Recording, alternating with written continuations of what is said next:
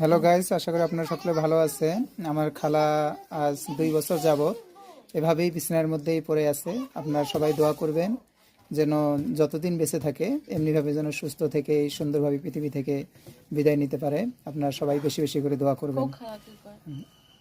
খালার মুখে একটা কথা শুনুন। খালা কিছু খাবার মানে না, কিছু খাবার মানে না, কিছু কি খাইনি, কিছু খাবো না। কিছু খাবার মানে না, না পাঙ্গাস মাছ খাবার মানে এই মাছটাও সেই দেখ না, গোস্ত বেশি মুখ ভালো লাগে না। বসে ভালো লাগে না, মাছ খাবার মানে। হ্যাঁ, মাছের মুখ ভালো না, গোস্ত মুখ খাওয়া মানে না।